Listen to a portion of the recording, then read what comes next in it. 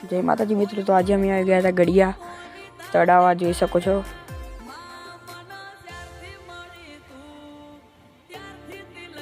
અમારો મિત્ર પણ છે સાથે। લોકો ધજા પણ લઈને જાય છે અહીંયા ચાલતા ચાલતા। અને આ છે વાનમટી માતાજી મંદિરનો ગેટ। આ મંદિર લુક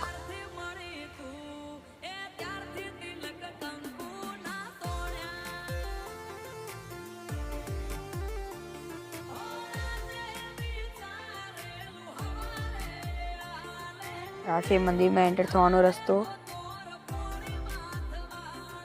જોઈ શકો છો। અને આ છે બીજું મંદિર હવન કરવાનું। ને બીજું મંદિર અને ત્રીજું મંદિર।